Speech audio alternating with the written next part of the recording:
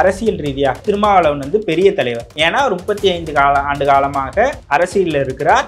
தொடர்ச்சியாக மக்களுக்காக எண்ணற்ற போராட்டங்கள் இருந்திருக்கிற ஒரு மிகப்பெரிய தலைவர் தமிழ்நாட்டில் இன்றைய அரசியல் சூழ்நிலை. நேற்று அரசியல் கட்சி ஆரம்பித்த ஒரு தலைவர் கையில் இவர் புத்தகம் வாங்குவது சரி இருக்காது. அண்ணன் மணியரசு போலையோ இல்லை மற்ற இதர தலைவர்கள் போலையோ உதயநிதிக்கு முட்டு கொடுப்பது, திமுகவுக்கு முட்டு கொடுப்பதுன்னு இல்லாம மாற்று ஒரு சிந்தனையில ஒரு நோக்கி போறாரு. இல்ல அதுல வந்து ஒரு மோட்டிவும் இருக்கு. அந்த ஆதங்கத்துல தான் நம்ம ஆதவர்ஜன் அவர்கள் வந்து பொங்கி எழறாரு. யார் மேலன்னு பார்த்தீங்கன்னா திமுக மேல. ஆதவர்ஜுனா விலகுகிறாரா, கட்சியிலிருந்து நீக்கப்படுகிறாரா, அதாவது நடக்கும் நினைக்கிறீங்களா? திரும்ப அவர்கள் வந்து மது ஒழிப்பு மாநாடுன்னு ஒரு பெரிய மாநாடு திமுக எதிராக நடத்துறப்போ அவர் என்ன சொல்றாருன்னா, எல்லா ஜனநாயக அமைப்புகளும் வரலாம். பத்திரிகையாளருக்கு கேள்வி கேட்கறாங்க, விஜய் வந்தா அவர் ஏத்துப்பீங்களா? வரட்டுமே. நாம் தமிழர் வந்தா ஏத்துக்கிறோமே, அதிமுக வந்தா ஏத்துக்கிறோமே. நாங்க யாருமே போல. ஏன் போல? யாராவது உங்களுக்கு திமுக அழுத்தம் கொடுத்துச்சா நீங்க போவாதீங்கன்னு? விஜய்க்கு வந்து திமுக அழுத்தம் கொடுத்துச்சா? இல்ல திருமாவளவனோட நம்ம மேடையை பகிர்ந்துக்கிட்டா திருமாவளவனோட தான் நம்ம கூட்டணி வைக்க போறோன்றது இவங்க முடிவு பண்ணுவாங்க. அப்போ வந்து திருமாவளவனோட கீழே தான் நம்ம வேலை செய்ய போறோன்றது மக்கள் மத்தியில போய் சேர்ந்துருமோன்ற ஒரு பயத்தினால விஜய் எங்க போல மாநாட்டில் தெளிவாக அறிவிக்கிறாரு. என் தலைமையில தான் கூட்டணின்னு அறிவிக்கிறாரு. அதுக்கப்புறமா நீங்க கூப்பிடுற மேடைக்கு அவரு ஏன் வரணும்? வள்ளுவம் வலைக்காட்சி நேயர்களுக்கு வணக்கம். எல்லாருக்குமான தலைவர் அம்பேத்கர் என்ற ஒரு நூல் வெளியீட்டு விழா நடந்திருக்கிறது. அது குறித்து நாம் இன்றைக்கு விவாதிக்க போகிறோம். நம்மிடையே அண்ணன் நினைத்திருக்கிறார். அண்ணா வணக்கம். அண்ணன் வணக்கம். இதை வந்து ஒரு 2 கோணங்களாக ஒரு நிகழ்வை எடுத்து சொல்லணும்னு தான் இந்த நிகழ்ச்சி நடத்தப்பட்டதை ஒழிய இது யாருக்கும் சாதகமாகவோ பாதகமாகவோ நடத்தப்படவில்லை. யாருக்கும் சாதகமாகவோ பாதகமாகவோ பேசவில்லை. இரு தரப்பினர் இரு புறங்களில் பேச வேண்டும் என்றுதான் இதை நடத்துகிறோம். அண்ணா வணக்கம். வணக்கம். பேசுவோம்.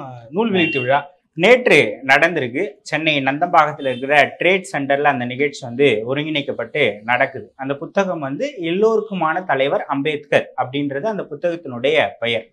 அதை யாரு உருவாக்கி இருக்கிறாங்க அப்படின்னு பாத்தீங்கன்னா வாய்ஸ் ஆஃப் காமன் என்ற நிறுவனம். அந்த நிறுவனம் வந்து ஆதவர்ஜுன் இருக்காரு இல்லையா, விடுதலை சிறுத்தைகள் கட்சியினுடைய துணை பொதுச் செயலாளர், அவருடைய நிறுவனம் தான் அது. அந்த நூலை உருவாக்கி இருக்கிறாங்க. யார் பதிப்பிச்சிருக்கிறாங்கன்னு பாத்தீங்கன்னா விகடன் குழுமம். அவங்க தான் பதிப்பித்து அந்த நூலை இது பண்றாங்க. இதுல ஃபர்ஸ்ட் நம்ம தெரிஞ்சுக்க வேண்டியது, இந்த புத்தகம் அம்பேத்கரனுடைய பிறந்த நாளான ஏப்ரல் 14 வெளியாக திட்டமிட்டாங்க அவங்க. அப்ப முதல்ல ஸ்டாலின் அவர்களை அழைத்திருந்ததா சொன்னாங்க.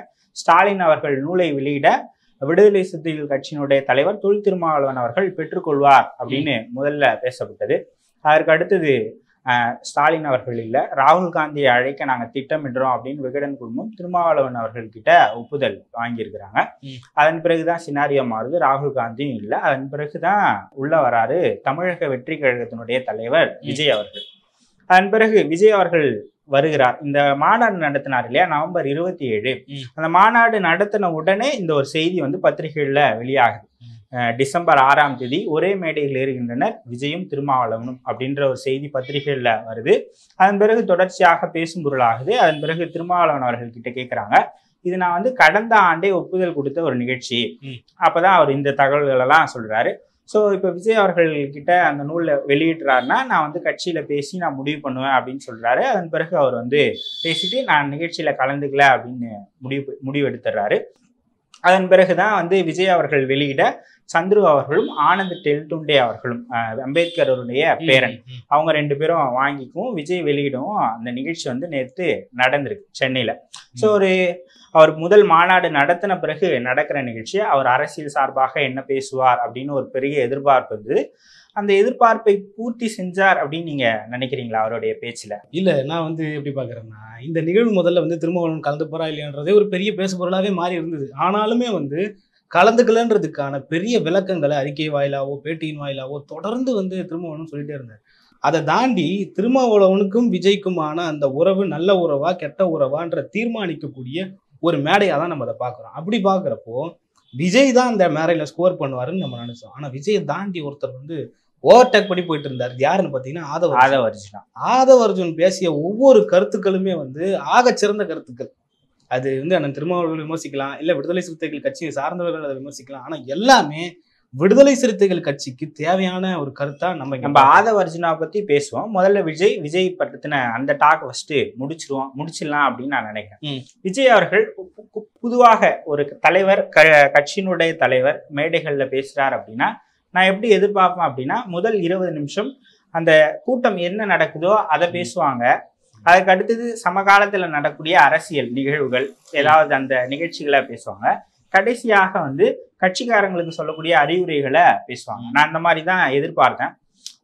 ஒரு மணி நேரம் இல்லை ஒரு அரை மணி நேரத்துக்கு மேல அவர் பேசுவாரு அப்படின்ட்டு. மொத்தமாகவே 16 நிமிஷம் தான் அவர் பேசினாரு. அதுல 1 நிமிடம் வந்து வந்தவங்களுக்கு வணக்கம் அப்படி அதில் போயிடுச்சு. மொத்தமா ஒரு 15 நிமிடங்கள் பேசியிருக்கிறார். அதுல ஒரு 5 நிமிஷம் அம்பேத்கர் குறித்து பேசியிருப்பார்.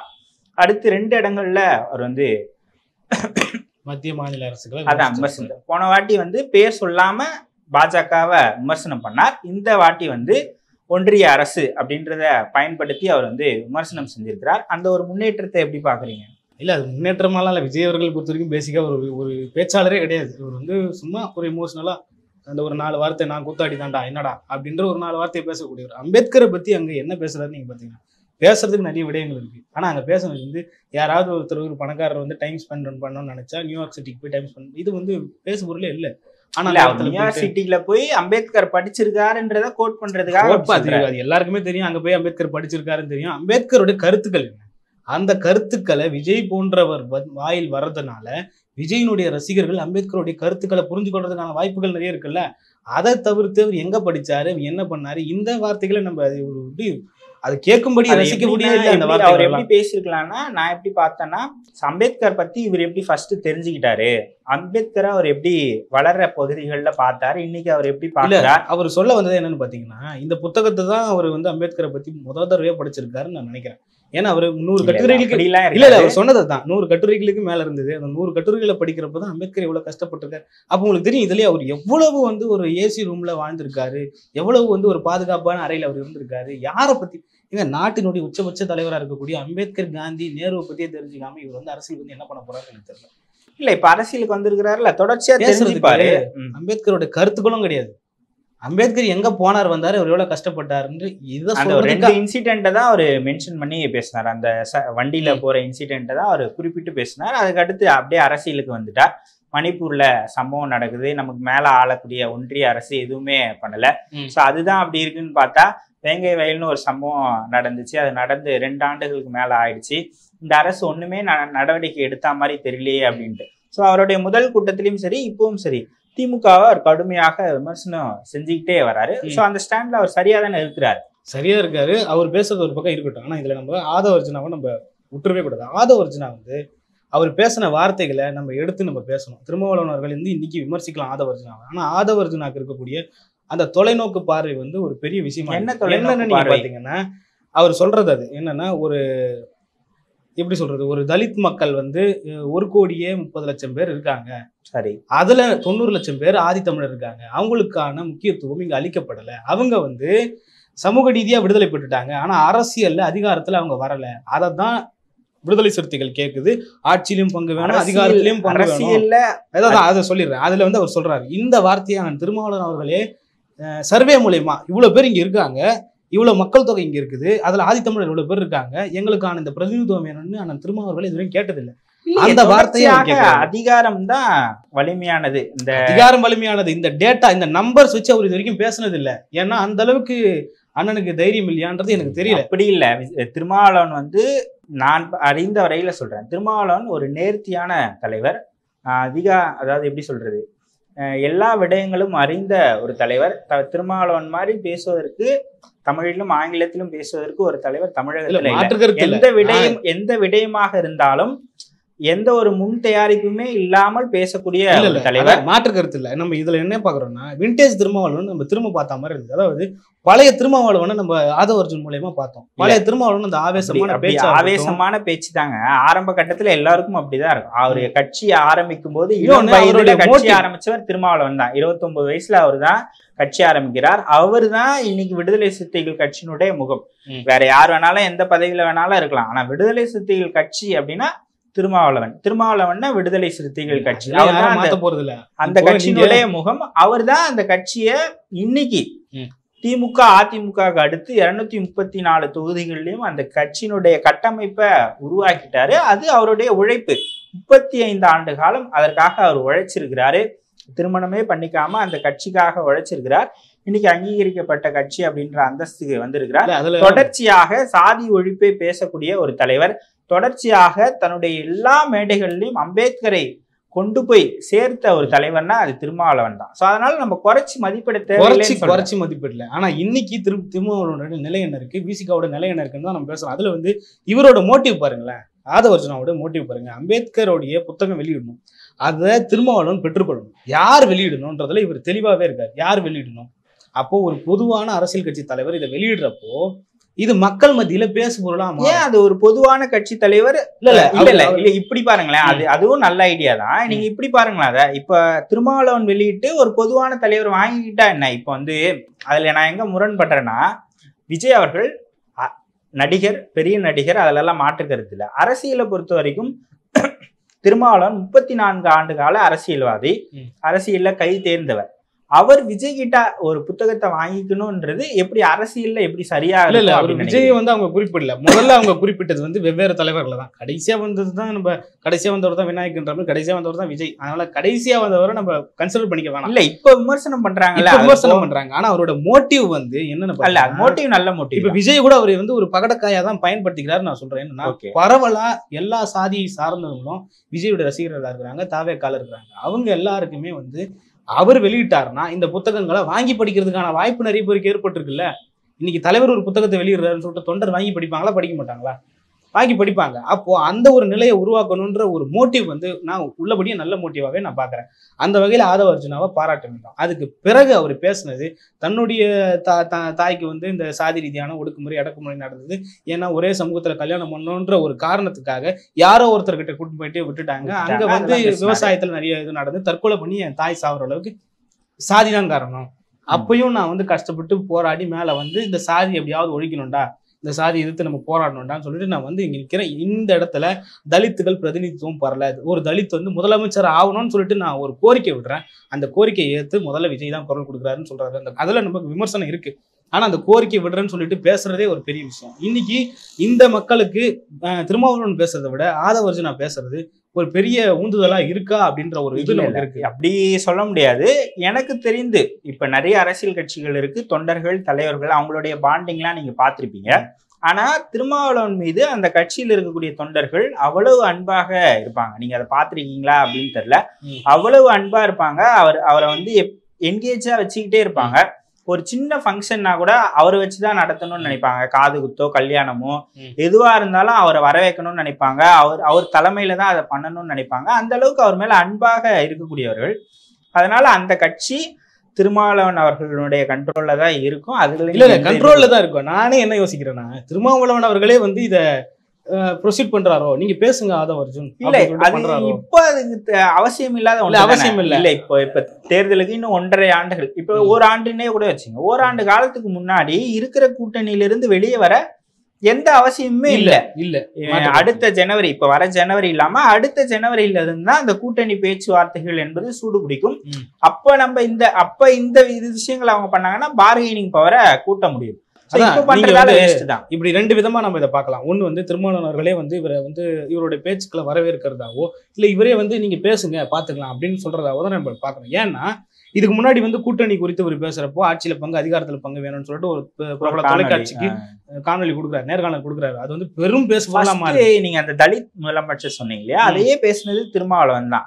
அங்க எல்லாமே வந்து திருமாவளவனுடைய வார்த்தைகள் தான். அதை கோட் பண்ணி தான் இப்ப இவர் பேசுறாரு, நம்ம ஆதவர்ஜுன் பேசுறாரு. ஆனா அத திருமாவளவன் பேசுறப்போ ஒரு எஃபெக்டாவோ, ஆதவர்ஜுன் பேசுறப்போ ஒரு எஃபெக்டாவோ தான் மாறுது. திருமாவளவன் பேசுறப்போ அது அந்த மக்களுக்கான உரிமை மாதிரி தெரியுது, அந்த மக்களுக்கான உரிமை மாதிரி தெரியுது. ஆனா ஆதவர்ஜுனா பேசுறது அந்த மக்களை தூண்டி விடுறதா தெரியுது. பொதுமக்களுக்கு சொல்றேன், அரசியல்வாதிகளுக்கு சொல்றேன், விமர்சகர்களுக்கு சொல்றேன், அப்படிதான் தெரியுது. அதனால பேசு பொருளா மாறுது. அந்த வகையில ஆதவர்ஜியாக ஏன்னா நான் பார்த்தது தொடர்ச்சியாக ஒரு கடந்த 3 இந்த நாடாளுமன்ற தேர்தல் முடிந்ததிலிருந்து திருமாவளவன் ஏதோ ஒரு பேசு பொருளா ஆகிட்டே இருக்கு. தலித் முதலமைச்சர் ஆகலன்னு சொன்னது, அப்புறம் அதிகாரத்தில் பங்குன்னு சொன்னது, அப்புறம் ஆதவர்ஜுன் பேசினது, அந்த நேர்காணல்கள் 3 தனியார் தொலைக்காட்சிக்கு கொடுத்த நேர்காணல், அப்புறமாக அந்த மது ஒழிப்பு மாநாடு, இப்ப இந்த விவகாரம் ஒரு தொடர்ச்சியாக பேசு பொருள் ஆகிட்டே இருக்காரு. ஒரு லைம் லைட்ல இருந்துகிட்டே இருக்கிறாரு. அது வந்து ஒரு பாசிட்டிவ் இம்பாக்ட் அப்படின்னு. இன்னொன்னு நான் வந்து பார்க்கலாம் பேசும்போது சொல்றாங்க 2026 எலெக்ஷன் எப்படி இருக்கும் அப்படின்னு பரவலா பேசிக்கிட்டு இருக்கும்போது அதிமுக வீக்கா இருக்காங்க, திருமாவளவன் எந்த சைடு போறாரோ அந்த சைடு 2026 வெற்றி பெறுவதற்கான வாய்ப்பு இருக்கு. அந்த பர்செப்ஷன் அவர் உருவாக்கி இருக்கிறாருல, அது ஒரு பெரிய விஷயம். இல்ல கண்டிப்பா அது பெரிய விஷயம் தான். அது வந்து இப்போ மாற்று கருத்து கிடையாது அதுக்கெல்லாம். ஏன்னா திருமாவளவன் அதை சாதிச்சு காட்டிருக்காரு. 2-3 எலெக்ஷன் அதை பார்த்திருக்காரு. ஆதவர்ஜுனா வந்து இதை 2 விதமா தான் அணுகிறாரு. ஒரு விதம் பாத்தீங்கன்னா திருமாவளவனோட தூண்டுதலின் பெயரா தான் ஆதவர்ஜுனா இந்த வேலையை செய்யறாரோன்னு நமக்கு அது இருங்க நான் சொல்லிடுறேன். எதை வச்சு சொல்றேன்னா, அவர் முன்னாடி அந்த கூட்டணி குறித்து பேசின சர்ச்சையா இருக்கட்டும், அதுக்கு வந்து திருமாவளவன் வந்து ஒரு பிரஸ் மீட் வைக்கிறாரு. அதுல அவர் சொல்றாரு, நாங்க வந்து ஆதவர்ஜுனா கிட்ட விளக்கம் கேட்டோம். அது இது குறித்து இன்னைக்கு கொடுத்தது. இதுக்கு முன்னாடி வந்து அவரே அதை சொன்னாரு, இது கட்சியினுடைய கருத்து அல்ல, அது ஆதவர்ஜுனா என்ற தனிநபருடைய கருத்து, அதுக்கு கட்சி பொறுப்பாகாதுன்னு சொல்றாரு. சொல்லிட்டு இன்னைக்கு அந்த பிரஸ் மீட்ல நாங்க மூத்த தலைவர்கள்லாம் உட்காந்து அவருக்கு ஒரு நோட்டீஸ் அனுப்பி விளக்கம் கேட்டோம். அந்த விளக்கத்துல ஆதவர்ஜுனா சொன்னது என்னன்னு பாத்தீங்கன்னா, ஒடுக்கப்பட்ட மக்களுக்காக நீங்க குரல் கொடுக்குறீங்க, அதே ஒடுக்கப்பட்ட மக்களுக்காக தான் நானும் குரல் கொடுக்குறேன், அந்த குரலுக்கு எனக்கு சுதந்திரம் இல்லையா? சொல்லிடுறாரு. சொல்லிட்டதுக்கு அப்புறமா அது எங்களுக்கு ஏற்றுக்கொள்ளும்படி இருந்தது, அதனால நாங்க அதுல பெருசா இது பண்ண முரண்பட விரும்பல அப்படின்னு சொல்லிட்டு சொல்றாரு. இருங்க அதையும் சரி. இன்னொன்னு, இப்பவும் நீங்க பாருங்க, தலித் மக்கள்ல ஒருத்தர் முதல்வர் ஆகணும் அப்படின்ற ஒரு கருத்தை பேசுறாரு. பேசிட்டு மன்னராட்சி மொழியை ஒழிக்கணும், ஒருத்தன் பிறப்பால முதல்வர் ஆகக்கூடாது, இது எல்லாமே வந்து திருமாவளவனுக்குள்ள இருக்கிற ஒரு மனசுக்குள்ள இருக்கிற ஒரு விஷயம்தான். இதை எல்லாத்தையும் கொட்டியிருக்காரு ஆதவர்ஜுன். இது எல்லாமே வந்து நான் வந்து திருமாவளவனுடைய தூண்டுதலா தான் நான் பாக்குறேன். நாளைக்கு அண்ணன் திருமாவர்கள் வந்து ஆதவர்ஜுனை இதே போல கேட்ட விளக்கம் கேட்பாரு. கேட்கிறப்போ அவரு இதே போல நான் ஒடுக்கப்பட்ட மக்களுக்காக தானே பேசினேன், அதுக்கு சுதந்திரம் இல்லையா அப்படின்னு சொல்லிட்டு சொல்லுவார். சொன்னதுக்கு அவருடைய வாதம் சரியா இருந்தது, அதனால நாங்க அவரை எதுவுமே பண்ண முடியாது. ஏன்னா திமுகவில் இருக்கிற எத்தனையோ அமைச்சர்கள் இதை பேசியிருக்காங்க. அமைச்சர் பொன்முடியா இருக்கட்டும், நீ எஸ்சிதானன் பேசியிருக்காரு. திமுகவுடைய அமைச்சர் பேசுனதுக்கு ஸ்டாலின் என்ன பதில் சொல்லியிருக்காரு? எதுவுமே சொன்னது நடவடிக்கை எடுத்தார். என்ன நடவடிக்கை எடுத்திருக்காரு? ஒண்ணுமே எடுக்கல. ரகுபதி பேசுறாரு. ரகுபதி என்ன சொல்றாரு பாத்தீங்கன்னா, இது வந்து ராமராட்சி, அது இல்லாம ராமர் தான் வந்து சமூக நீதி காவலர்னு சொல்றாரு. இதுக்கு ஸ்டாலின் அவர்கள் இப்படி எண்ணற்ற தலைவர்கள் என்னென்னமோ பேசியிருக்காங்க. ஆனா ஸ்டாலின் அவர்கள் எந்த விதமான நடவடிக்கையும் எடுத்ததில்லை. அதே போல திருமாவளவர்கள் இந்த ஸ்டாண்ட்ல இருக்கணும். ஆதவர்ஜுனா தன்னுடைய சொந்த கருத்தை பேசுறாரு. சொந்த கருத்தை பேசுறதுக்கு கட்சிக்குள்ள சுதந்திரமும் உரிமையும் தேவை. அந்த கருத்து விடுதலை சிறுத்தையை வலுப்படுத்துமே ஒழிய ஒருபொழுதும் தாழ்த்தாது, வீழ்த்தாது. அதை வந்து அண்ணன் திருமாவளவன் புரிஞ்சு செயல்படுவார் நான் நினைக்கிறேன். இல்ல இப்போ வந்து 2 விதமா பார்க்கலாம். திமுக தான் அந்த கூட்டணி கட்சிகளுடைய ஹெட், ஓகேங்களா? இவங்க அவங்கள கேட்கறதுக்கான அதிகாரம் கிடையாது. ஆனா திமுகவுக்கு அந்த அதிகாரம் இருக்கு. ஆனா இப்ப கூட்டணின்றது கிடையாது, தேர்தல் நேரத்துலதான் கூட்டணி அப்படின்றது ஒண்ணு. அதுல திருமாவளவன் பேசினதா நீங்க குறிப்பிட்டதுல அது என்னன்னா, கடந்த முறை இந்த மாதிரி ஒரு பேச்சு வந்தது இல்லையா, அவர் தனியார் தொலைக்காட்சிகள்லாம் ஊடகங்களுக்கு பேட்டி கொடுத்தாரு இல்லையா, ஏன் அப்படி பேசுனீங்கன்னா ஒரு நோட்டீஸ் அனுப்பிச்சு நாங்க விளக்கம் கேட்டோம், நான் அதிகாரத்துல பங்குன்னு தான் பேசினேன், மற்ற யாரையும் நான் விமர்சிச்சுலாம் பேசல, அதிகாரத்தில் பங்கு அப்படின்றது கட்சியினுடைய கொள்கை தானே, நான் அதுதானே பேசினேன் அப்படின்னு சொன்னாரு. அது எங்களுக்கு ஏற்றுக்கொள்ளபடியாக இருந்தது அப்படின்னு சொன்னாரு. இன்னொன்னு என்னன்னா, நேத்து பேசுனதுல எனக்கு உடன்பாடு இல்லை, அது 100 விழுக்காடு தவறானது, அது வந்து அவருடைய சொந்த கருத்து, அது கட்சியினுடைய கருத்து இல்லை அப்படின்றதையும் அவர் தெளிவுபடுத்திட்டார். இப்ப இன்னைக்கு விசிகாவினுடைய அம்பேத்கர் திடல்ல, தலைமை அலுவலகம் இருக்கக்கூடிய அம்பேத்கர் திடல்ல அம்பேத்கரனுடைய நூல் வெளியிட்டும் பேசுறாரு. நாங்க ஒன்னும் வந்து அந்த அளவுக்கு அதிகமா ஆசைப்படுறவங்க இல்லை, நான் வந்து பலவீனமானவனும் இல்லை. அது மாதிரி தொடர்ச்சியா இந்த விளக்கத்தெல்லாம் நான் வந்து நீங்க நம்பிடக்கூடாதுன்றதுக்காக தான் கொடுக்குறேன். எப்படி சொல்றாருன்னா, இந்த மாதிரி ஒன்று நடந்திருக்கே, கருத்து சொல்லுங்கன்னு கேட்குறேன். உன் அவசரத்துக்குலாம் நான் கருத்து சொல்ல முடியாது, என்னோட இதுதான் நான் வந்து சொல்லுவேன். நான் என் மக்களுக்கு, அதாவது என்னுடைய தொண்டர்களுக்கு தான் நான் வந்து அதை கிளாரிஃபை பண்ணணும், மீடியாவுக்கு நான் ஏன் அதை கிளாரிஃபை பண்ணணுன்ற மாதிரி அவர் வந்து பேசியிருக்கிறார். அந்த இதுல பேசுனதுல அவர் வந்து ஒரு கிளாரிஃபைய கொடுத்துருக்கிறார். பொதுவாகவே ஒரு தலைவர் வெற்றி பெற்ற அணியில இருக்கணும் அப்படின்றது தான் எல்லோருடைய எண்ணமாக இருக்கும். அதிமுக பத்தி இதுல நம்ம பேசலாமா அப்படின்றது தெரியல. அதிமுக சார்ந்த KP முனுசாமி அவர் வந்து விஜய் அவர்களுடைய கருத்தை நாங்க ஆதரிக்கிறோம், அந்த மாதிரி திமுகவினுடைய கூட்டணி கட்சி அழுத்தம் இருப்பதா அவர் வந்து சொல்றார். இந்த விஷயத்தை நீங்க எப்படி பாக்குறீங்க, அதை சொல்லுங்க, உங்களுடைய கருத்து. இல்ல அதிமுக பத்தி இதுல நம்ம கன்சிடர் இல்ல, அதிமுக பத்தி இல்ல, நேத்து விஜய் அவர்கள் கடைசியாக முடிக்கும் போது பேசினார் இல்லையா, திருமாவளவன் இங்க இல்ல, அவருடைய மனசு இங்கதான் இருக்கு. இல்ல அதுக்கு நம்ம வருவோம். அதுக்கு முன்னாடி வந்து இந்த ஆதவர்ஜுனாவுடைய ஃபுல் மோட்டிவ் என்னன்றதை நம்ம முதல்ல விளக்கு. சரி, ஓகே. இப்ப ஆதவர்ஜுனா நீங்க பாத்தீங்கன்னா ஏன் அந்த கருத்தை நம்ம ஆதரிக்கிறோம் நம்ம பாத்தீங்கன்னா, அண்ணன் மணியரசு போலையோ இல்ல மற்ற இதர தலைவர்கள் போலையோ உதயநிதிக்கு முட்டு கொடுப்பது, திமுகவுக்கு முட்டு கொடுப்பதுன்னு இல்லாம மாற்று ஒரு சிந்தனையில ஒரு நோக்கி போறாரு. இல்ல அது அதுல வந்து ஒரு மோட்டிவும் இருக்கு. என்ன மோட்டிவ்னு பாத்தீங்கன்னா, நீங்க 24 தேர்தலில் அவர் வந்து சீட்டு கேட்டு தான் விசிகாக்கு வந்தார். வந்த இடத்துல சீட்டு தரப்படலை. 4 சீட்டு கேட்டார் அண்ணன். ஆனா 3 சீட்டாவது கொடுங்கன்னு கெஞ்சி கதறினாரு. 3 சீட்டும் தரல, 2 சீட்டு தான் தந்தாங்க. 2 சீட்ல நம்ம ரவிக்குமார் விட்டுட்டு இவருக்கு தந்தோம்னா அது சரியா இருக்காது. இல்ல ரெண்டுமே பொது தொகுதி, ரெண்டுமே தனி தொகுதி, அதுல நிக்க முடியாது. அதனாலதான் பொது தொகுதி கேட்டாரு. பொது தொகுதியும் தராதனால இவரால் நிக்க முடியல. அந்த ஆதங்கத்துலதான் நம்ம ஆதவர்ஜுனா அவர்கள் வந்து பொங்கி எழுறாரு. யார் மேலன்னு பாத்தீங்கன்னா திமுக மேல. அப்படி பொங்கி எழுந்ததான் நான் பாக்குறேன். இது வந்து அவருடைய தனிப்பட்ட மோட்டிவ். அது ஒண்ணு இருக்கு. அது இல்லாம இவர் இந்த மோட்டிவுக்காக விசிகாவையும் தலித் மக்களையும் பயன்படுத்திக்கிறாரோ அப்படின்ற ஒரு எண்ணம் எனக்கு இருக்கு. எப்படி வந்து விசிகாவை தலித் மக்களையும் பயன்படுத்திக்கிறாரோ அதே போல விஜயும் இந்த இடத்துல வந்து திமுகவை அடிப்பதற்காக பயன்படுத்திக்கிறாரோன்ற ஒரு எண்ணமும் எனக்கு இருக்கு. அதனால வந்து ஆதவர்ஜுனா சொன்ன எல்லா கருத்துக்களையும் நம்ம ஏத்துக்கல. பல கருத்துக்கள் நமக்கும் முரண்பாடு இருக்குது. ஆனா அந்த கருத்து தேவைப்படுது. அந்த குரல் விடுதலை சிறுத்தைக்கு ரொம்ப தேவையான குரலை நம்ம பாக்குறோம். தமிழ் தேசியத்தை பத்தி பேசுறாரு, திராவிடத்தை பத்தி பேசுறாரு. திராவிடத்தை பத்தி பேசுறப்போ வந்து திராவிடம்னா ஒண்ணுமே இல்லைங்க, எல்லாருக்கும் சமமானது, எல்லாருக்கும் எல்லாம்ன்றதான் திராவிடம். அதே தான் தமிழ் தேசியமும் தலைவர் பிரபாகரனும் அதான் சொல்றாரு. அந்த கருத்தை நம்ம எதிர்க்கிறோம். இப்படி வந்து எண்ணற்ற கருத்துக்களை அவர் அடக்கிட்டே வர்றாரு. அதுல எல்லா கருத்துக்களுமே கிட்டத்தட்ட 90% கருத்துக்கள் நியாயமானதாக இருக்கு. அதனாலதான் நம்ம இந்த இடத்துல ஆதவர்ஜுனை டிஃபெண்ட் பண்றோம். ஏன்னா 2 விஷயம் நான் சொன்னேன். ஒன்னு திருமாவளவனோட உந்துதல், ஒன்னு இவருடைய தனிப்பட்ட காழ்ப்புணர்ச்சி, திமுக மேல இருக்கிற காழ்ப்புணர்ச்சி திருமாவை வச்சும் விஜய் வச்சும் இவர் சாத்தியப்படுத்தி கொண்டிருக்கிறார். நாளைக்கு அது வேற மாதிரியும் இம்பாக்டா மாறலாம். ஆமா, இந்த சம்பவம் நடந்த பிறகு சோசியல் மீடியா டாக்ஸ்லாம் நீங்க பாத்தீங்களான்னு தெரியல. நிறைய ஜேர்னலிஸ்ட் அதுக்கப்புறமாக வந்து தொடர்ச்சியாக சமூக வலைதளத்துல இந்த ஆக்டிவ் பாலிடிக்ஸ் பேசுவாங்க இல்லையா, அவங்கெல்லாம் தொடர்ச்சியாக இந்த சம்பவம் குறித்து எழுதிக்கிட்டே வராங்க.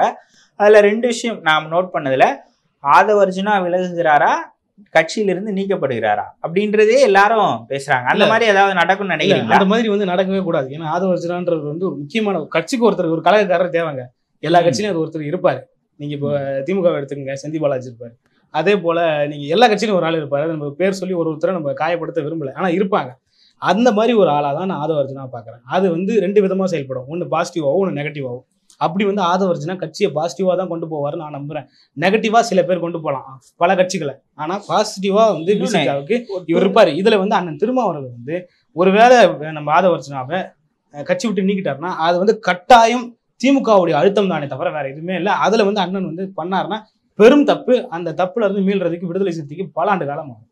ஓகே, இன்னொன்னு அது என்ன பண்றாரு அப்படின்றத பார்த்துட்டு அதுக்கப்புறமா அந்த விவாதத்தை தொடருவோம். நேத்து அந்த விஜய் அவர்கள் பேசினதுல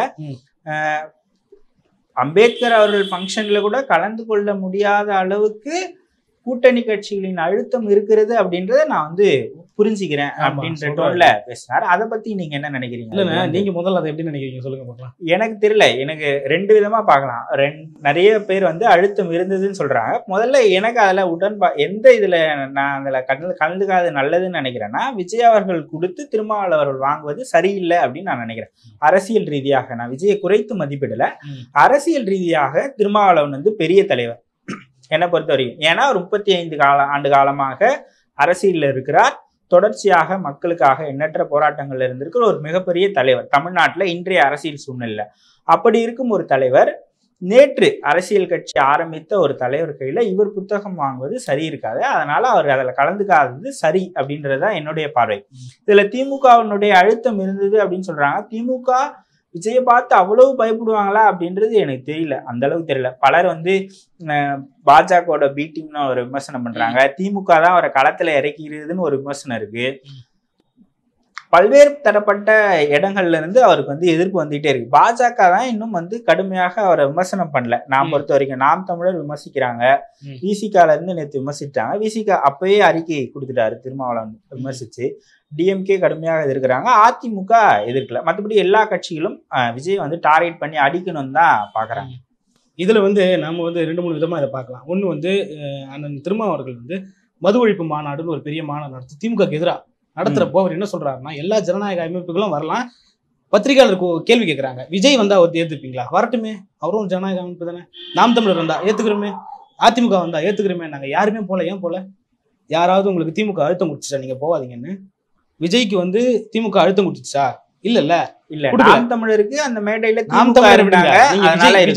அதிமுகவுக்கும் அதேதான். விஜய் ஏன் கலந்துக்கல அப்படின்றது தெரியல. ஏன்னா கட்சி மாநாடே அப்ப நடக்கல இல்லையா? என்ன நினைச்சிருப்பாங்கன்னா, திருமாவளவனோட நம்ம மேடையை பகிர்ந்துக்கிட்டா திருமாவளவனோட தான் நம்ம கூட்டணி வைக்க போறோன்றது இவங்க முடிவு பண்ணுவாங்க. அப்போ வந்து திருமாவளவனோட கீழே தான் நம்ம வேலை செய்ய போறோன்றது மக்கள் மத்தியில போய் சேர்ந்துருமோன்ற ஒரு பயத்தினால விஜய் எங்க போல மாநாடுல தெளிவா அறிவிக்கிறாரு, என் தலைமையில தான் கூட்டணின்னு அறிவிக்கிறாரு.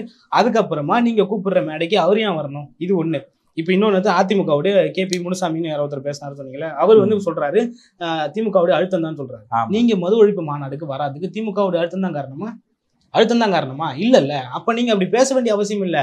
திமுகவுடைய கூட்டணி எப்படியாவது அதிமுகவுக்கு எப்படியாவது திமுக கூட்டணி உடைக்கணும், நம்ம சைடு அவங்க வரணும், நம்ம ஆட்சியை பிடிக்கணும்ன்றது. அதனால அவங்க அந்த அரசியலை முன்வைக்கிறாங்க. அதே போலதான் விஜய் அவர்களும் எனக்கு தெரிஞ்சு திமுக கூட்டணி உடைக்கணும்ன்ற வந்து திருமாவளவன் அவ்வளவு பாதுகாக்கணும்ன்ற எண்ணமா இருக்குதுன்னு நான் கேக்குறேன். திருமாவளவனை பாதுகாப்பு இல்ல, திருமாவளவனை இழுக்கணும், திமுக கூட்டணி செதறும். அந்த ஒரு கான்செப்ட்ல தான் நீங்க எல்லாருமே ஒர்க் பண்றாங்க. அததான் அவர் சொல்றாரு, என்ன பகடுக்காயாய் பயன்படுத்தி திருமாவளவன் சொல்றாங்கல்ல, பகடுக்காயாய் பயன்படுத்தி நீங்க வந்து கூட்டணி நடத்த விரும்புறீங்க, அதுக்கு நான் துணை போக மாட்டேன்னு சரியான முடிவு எடுத்திருக்காரு நான் திருமாவளவன். இதுல அந்த விஷயத்தை நம்ம பாராட்டுறோம். இதுல வந்து அவர் கலந்துக்கலன்றதெல்லாம் அடுத்து. அதுல அது பண்ண டிசிஷன் 100 விழுக்காடு சரி. விஜய் பேசுனது அப்பத்தமான ஒரு கீழ்த்தரமான விஷயமா தான் நான் பாக்குறேன். அரசியல் நாகரிகம் இல்லாத ஒரு நபரா நான் விஜய் இந்த விஷயத்துல நான் வைக்கிறேன். எதை வச்சு நான் அப்படி அவ்வளோ காட்டமா விமர்சிக்கிறேன்னு பாத்தீங்கன்னா, அந்த ஒரு மேடையில நீங்க பேசுன எல்லா விஷயத்தையுமே விடுங்க, கடைசி ஒரு 30 செகண்ட் தான் அதை பேசுறாரு. என்னன்னா, அம்பேத்கர் அவர்களுடைய நூல் வெளியீட்டு விழாவுக்கு கூட வர முடியாம தடுக்குது. இதை நீங்க பேச வேண்டிய அவசியம் இல்லை. கிட்டத்தட்ட உங்களுக்கு 50 வயசு ஆகுது. எத்தனை படங்கள்ல நீங்க அம்பேத்கர் அவருடைய படத்தை போட்டு நீங்க நடிச்சிருப்பீங்க? எத்தனை படங்கள்ல நீங்க அம்பேத்கர் அவருடைய கருத்து பேசியிருப்பீங்க? அம்பேத்கரை புத்தகம் வெளியிறதுக்கு உங்களுக்கு முதல்ல என்ன தகுதி இருக்கு, தார்மீகம் இருக்கு உங்களுக்கு? அதெல்லாம் இல்லவே இல்லை, சுத்தமா கிடையாது. அப்போ நீங்க இன்னைக்கு அரசியல் களத்துக்கு வந்துட்டீங்க. அவர் இன்னைக்குதான் அவருடைய கொள்கை ஆசானா அம்பேத்கரை சொல்லி இருக்கிறாரு. அதனால தகுதி இல்லைன்னு சொல்ல முடியாது, இன்னும் வளர்த்துக்கணும். உங்களால அம்பேத்கரை பத்தி 4 வார்த்தை பேச முடியுதாங்க? அம்பேத்கர் நியூயார்க் போனாரு, கொலம்புல படிச்சாரு, இதை பண்ணாரு, அதை பண்ணாரு, கதை தானே விட முடியுது உங்களால? வரலாறு தானே சொல்ல முடியுது? அம்பேத்கர் சொன்ன 4 பொன்மொழிகளை பேசி உங்களால பேச முடியுதா? இல்ல. அப்போ அந்த இடத்துல இருக்கிற நீங்க திருமாவளவன் அவர்கள் குறித்து நீங்க ஸ்டாலினை பத்தி பேசுறாரு, 200 தொகுதி வென்றுடுவோம் அப்படின்னு திமுரோடு இருக்கிறேன்னு சொல்லிட்டு சொல்றாங்க. அதே போல மணிப்பூர்ல நடந்த பிரச்சனை பாஜக விமர்சிக்கிறீங்க. நரேந்திர மோடின்ற வார்த்தை உங்க வாயில இருந்து வந்ததா? MK ஸ்டாலின் உதயநிதின்ற வார்த்தை உங்க வாயில இருந்து வந்ததா? ஏன் திருமாவளவன் விரோத ஆட்சி சொன்னாரு? மக்கள் விரோத ஆட்சி ஸ்டாலின் ஆட்சின்னு சொன்னாரா? உதயநிதி துணை முதல்வர் சொன்னாரா? ஏன் ஒரு அமைப்பு வரல, அவங்களுடைய எண்ணம் இங்க இருக்குன்னு நீங்க சொல்லிருக்கலாம்ல? திருமாவளவன் இருமாப்போடு இருக்கிறீங்கன்றது ஒரு கடுமையான விமர்சனம். நீங்க அப்படியே என்ன சொல்லிருக்கலாம்னா, ஒரு அமைப்பு இங்க வர்றதா இருந்தது, அந்த அமைப்பு திமுக தடுத்து நிறுத்திச்சு, அந்த அழுத்தம் தான் காரணம். ஒரு அமைப்பு அது ஒரு பெரிய விமர்சனம். அவ்வளவு கீழ்த்தரமா போயிட்டாரா திருமாவளவன்? இல்ல அப்படி இல்லைங்க. நீங்க என்ன மென்ஷன் பண்றீங்க? இந்த இடத்துல வந்து திருமாவளவன் அவர்கள் வர முடியலனாலும் அவருடைய எண்ணங்கள் இந்த இடத்துலதான் இருக்கும். இல்ல அம்பேத்கர் அவ்வளவு பெரிய காதல் எல்லாம் கிடையாது. நீங்க முதல்ல விஜய் வந்து நீங்க ஒரு பொண்ணும் கிடையாது, அவர் வந்து ஒரு பையனுங்க உங்களை காதலிக்கிற அளவுக்கு அவ்வளவு பெரிய நீங்க அரசியல் தலைவரும் கிடையாது. நேத்து பேஞ்ச மழையில முளைச்ச காலம் நீங்க. அவ்வளவுதான். நான் கடுமையா சாடுறதுக்கான காரணம் என்னன்னா, திருமாவளவனுடைய அரசியல் வரலாறு என்ன, 35 வருஷம் அரசியல் வரலாறு என்ன, 2 வருஷம் அரசியல் வரலாறு என்ன, 2 வருஷம் இல்லைங்க, 10 மாசம் அரசியல் வரலாறுல 2 மாநாட்டுல பேசியிருக்காரு. அண்ணன் சீமானா இருக்கட்டும், இல்ல ஸ்டாலினா இருக்கட்டும், கருணாநிதியா இருக்கட்டும், ஜெயலலிதாவா இருக்கட்டும், யாருமே இது வரைக்கும் அந்த மாதிரி ஒரு விமர்சனத்தை திருமாவளவன் அவர்கள் மேல வச்சதில்லை. அப்படிப்பட்ட ஒரு விமர்சனமா தான் நான் இதை பாக்குறேன். அப்போ இது வந்து அரசியல் அநாகரிகத்திற்கு சமமானதுன்னு சொல்றேன். இது ஏன் நாளைக்கு சீமான் அவர்களே சொல்லுவாரு, நாளைக்கு ராமதாஸ் அவர்களே சொல்லுவாரு. ஏன்னா இவங்க வந்து எங்க இருந்து அவர்களுடைய கருத்தை நீங்க பாத்தீங்களா சொல்லுவாரு, வர அண்ணன் சொல்லுவாருன்னு வச்சுக்கலாம். இது வந்து எங்கன்னு பாத்தீங்கன்னா, இவங்க வந்து ஒரு பப்புவா வளர்ந்துருக்காங்க. அதனால யாருக்கு என்ன மரியாதை கொடுக்கணும்ன்றது தெரியல. உங்களுக்கு புரியுதா நான் சொல்ல வர்றது? அரசியல் கலன்னு வரப்போ 1000 கருத்து வேறுபாடுகள் இருந்தாலும் அந்த மரியாதை குறைவான வார்த்தைகளை கண்ணியமா கட்டுப்பாடா அணுகுவாங்க. ஆனா அதை பண்ணல. ஆதவ அர்ஜுனா பேசுறாருன்னா கட்சிக்காரர். ஆதவ அர்ஜுனா அந்த வார்த்தையை முன்னாடி பதிவு பண்றாரு. என்னன்னா மனசு அண்ணனோட மனசு இங்க இருக்கும்னு பதிவு பண்றாரு. ஏன்னா என் அண்ணன் நான் கூப்பிட்டு வரலன்ற ஒரு வழியில ஆதங்கத்துல பேசுறாரு. உங்களுக்கு பேச வேண்டிய அவசியம் என்னங்க இருக்கு? உங்களுக்கு என்னங்க வலி, என்னங்க உங்களுக்கு ஆதங்கம்? இன்னைக்கு திருமாவளவன் அவர் சொல்றாரு, என்னை நம்பிதான் நீங்க கட்சி ஆரம்பிச்சீங்களா? என்னை நம்பிதான் கட்சி ஆரம்பிச்சிங்களா? எப்படியாவது விடுதலை சிறுத்தை வந்துடும், நம்மளோட சேர்ந்துரும், நம்ம ஆட்சி அதிகாரத்தை பிடிச்சிடலான்னு ஆரம்பிச்சிங்களா என்னன்னு கேட்கிறாரு. சொல்றாரு, அதுக்கு முதல் குரல் கொடுத்தது விஜய். நான் இன்னைக்கு கேக்குறேங்க, உண்மையிலே கொடுத்தாரு? குரல் கொடுக்கல. எங்க குரல் கொடுக்கல? இன்னைக்கு கேக்குற, உண்மையிலே தமிழக வெற்றி கழகத்துக்கு தார்மீகமும் தைரியமும் இருந்தா ஒரு தலித்த முதலமைச்சர் வேட்பாளரா நிறுத்தி உங்களால நிக்க முடியுமா? அது எப்படிங்க அவர் கட்சி தலைவர் அப்ப எங்க குரல் கொடுத்தாரு? எங்க குரல் கொடுத்தாரு? மத்தவங்க யாரு அது மாதிரி நிப்பாங்க? நீங்க இப்படி எந்த கட்சி நிக்கும்? ஆதவர்ஜுனா சொன்னார்ல. எனக்கு தெரிஞ்சு பாட்டாளி மக்கள் கட்சி தான் சொன்னாங்க. அன்புமணி ராமதாஸ் அவர்கள் சொன்னார், நாங்க ஆக்குறோம், எங்க கட்சிக்கு ஆதரவு தந்தான், அவர் மட்டும் தான் அதை பேசினாரு. மத்தபடி வேற யாருமே பேசல. ஆனா விஜய் குரல் கொடுத்தாருன்னு ஒரு அப்பட்டமான பொய்ய ஆதவர்ஜுனா சொன்னார். சொன்னது மட்டுமே இல்ல, எந்த இடத்துல பேசினாரு? விஜய குறுகுறுன்னு பாக்குறாரு, நான் பேசவே இல்லையாடாத அப்படின்னு பாக்குறாரு, அப்படிதான் பார்த்தாரு. அப்போ நான் இன்னைக்கு கேட்கிறேன், ஆதவர்ஜுனா சொன்ன சொல்படி திருமாவளவன் அவர்களை முதல்வர் வேட்பாளரா நிறுத்தி விஜய் அவர்கள் வந்து அவரோட கூட்டணிக்கு போறதுக்கான வாய்ப்பு இருக்குமா? பண்ண முடியுமா? தார்மீகம் இருக்கா? கிடையாது. அப்ப உங்களுடைய ஒத்துக்க மாட்டாங்களே. விஜய் தலைவரா அணில் குஞ்சுகளே ஒத்துக்கலன்னா சிறுத்தைகள் எப்படிங்க ஒத்துக்குங்க? அதுதாங்க, விஜய் ரசிகர்கள் விஜயை முன்னிறுத்துவதை தான் ஒத்துப்பாங்க. வேற யாருமே வேற யாரோட தலைமையும் ஏத்துக்கிட்டு அவங்க போக மாட்டாங்க. நான் திரும்ப சொல்றேன், அப்போ அது நடக்காது. அது நடக்காதப்ப நான் திரும்ப அதுல போக மாட்டாருன்னு தெரிஞ்சும் விஜய் இதை பேசுறதுக்கு என்ன மோட்டிவ்னு நீங்க பாருங்க. ஓகே, இப்ப என்னுடைய கேள்வி, இதுல எனக்கு ஒரு கேள்வி வருது. தொடர்ச்சியாக திமுக அதனுடைய கூட்டணி உடைக்கணும்ன்றதே அதிமுக இப்போ விஜய் தொடங்கி எல்லோருமே அதை பேசுவதற்கான காரணம் என்ன சொல்றேன். அந்த மாநாட்டுல பேசும்போது என் தலைமையில தான் ஒரு கூட்டணி அப்படின்ற மாதிரி பேசினார். அப்புறம் அதிமுக விஜய் கூட்டணின்னு பேசிட்டு இருந்தாங்க. அப்புறம் அங்க அறிக்கை விட்டு இல்லைன்னு சொல்லிட்டாங்க. சோ அவர் வந்து திருமாவளவன் விஜயோட தலைமையை ஏத்துக்கிட்டு வருவாரு நம்புறாரு. அந்த அளவுக்கு இதுவா இருக்கும்னு நினைக்கிறீங்களா? அதான் நான் சொல்றேன், இவங்க வந்து பிரம்மாண்ட அரசியல், இந்த சினிமா அரசியல், இதுதான் இவங்களோட நோக்கம். இவங்க இன்னைக்கு வரைக்குமே சும்மா வாய்க்கு வந்தபடி சொல்லுவாங்க, நாங்க மக்களுக்காக இந்த அரசியல் களத்துல வந்திருக்கோம். விஜய் சொல்றாரு, மக்களுக்காக வரவன் நான் தான் தலைமையை இருப்பேன், என் கீழே வந்து நீங்க வந்து ஒரு ஜூனியர், உங்களுக்கு மேல பல சீனியர் இருக்காங்க. சொன்ன மாதிரி வந்து பல பேரை படிச்சிருக்காங்க. படிச்சுட்டு மேல வந்து அவங்க பெரும் அரசியல் காலத்துல 35-40 வருஷமா 10-15 வருஷமா இருக்காங்க. நீங்க வந்து ஞான் தலைமை நீ வரணுன்றது சொந்த அரசியல், சுயநல அரசியல், மக்களுக்கான அரசியலே கிடையாது.